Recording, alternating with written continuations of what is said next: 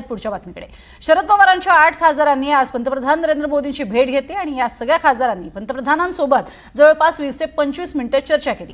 फुले दाम्पत्य, अण्णाभाऊ साठे, तुकडोजी महाराज यांना भारतरत्न द्या अशी मागणी या खासदारांनी केली असं बाहेर येऊन सांगितलं.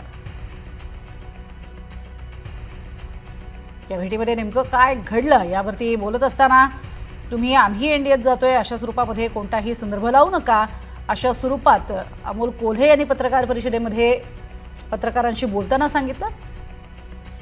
मात्र फुले दाम्पत्य, तुकडोजी महाराज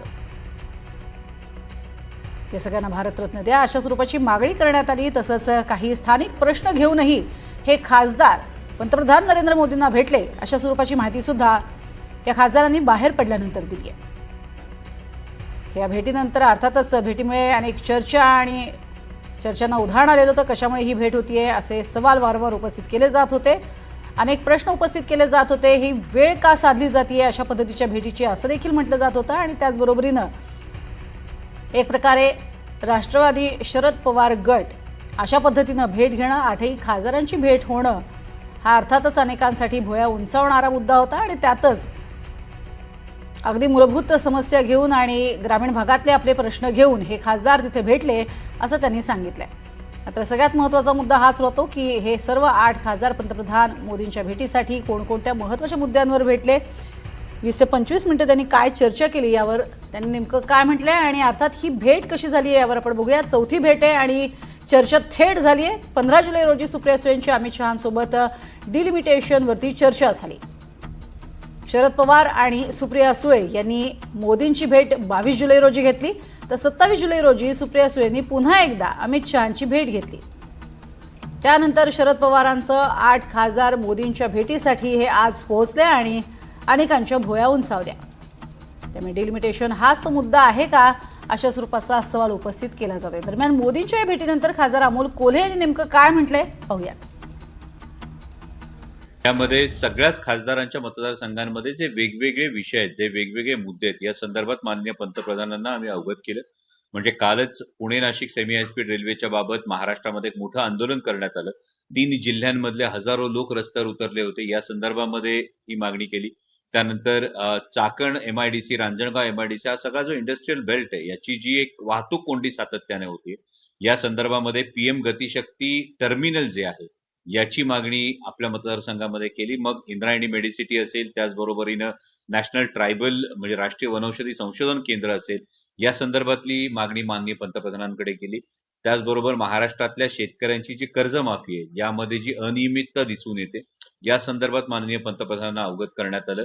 चंद्रभागा नमामि गंगेच्या धर्तीवर नमामि चंद्रभागा हा प्रकल्प राबवण्यात यावा अशी मागणी धैर्यशील मोहिते यांनी केली. त्याचबरोबर महात्मा ज्योतिराव फुले, सावित्रीबाई फुले, राष्ट्रसंत तुकडोजी महाराज आणि लोकशाहीर अण्णाभाऊ साठे यांना मरणोत्तर भारतरत्न पुरस्कार देण्यात यावा ही सुद्धा मागणी पंतप्रधानांसमोर ठेवण्यात आली.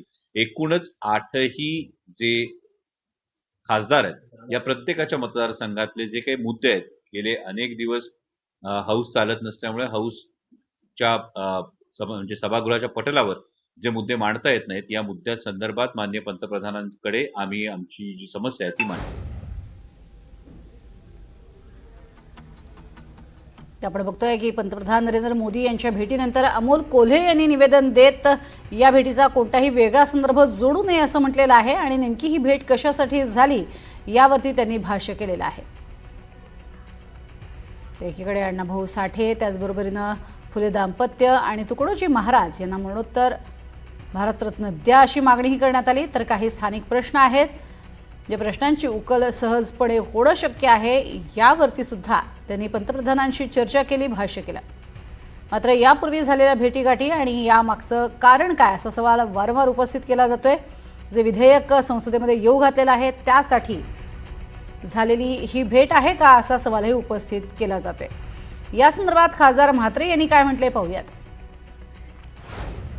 बघा, माझ्यासारख्या खासदाराचं वैयक्तिक मत तुम्ही घेतलं तर मी स्पष्ट सांगतो, सरकारचाही निषेध आणि विरोध पक्षाचे पण निषेध.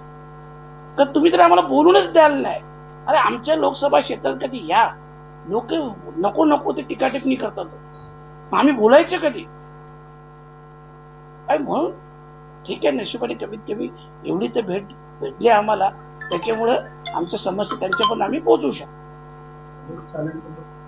पण एकीकडे प्रियंका गांधीच आज म्हणतात की जोपर्यंत सरकारकडून उत्तर मिळणार नाही तोपर्यंत डेडलॉक जो आहे तो असाच चालू राहणार, सभागृह चालणार नाही. बघा, मी तुम्हाला स्पष्ट सांगतो, माझं वैयक्तिक मत विचाराल ना तर मी या गोष्टीचा निषेध करतो आणि मला यांच्यात काय इंटरेस्ट नाही. आम्हाला उत्तर द्यायचं आमच्या लोकसभा क्षेत्रात, आणि जर तुम्ही पूर्ण सेशन कामच नाही चालणार, एक मिनिट बोलणार नाही तर कसं होईल? काहीतरी तर मार्ग काढायला पाहिजे सत्ताधाऱ्यांनी, विरोधी पक्षांनी. आमच्यासारख्या नवीन खासदारांचा खूप त्रास होतो, खूप म्हणजे खूप त्रास होतो.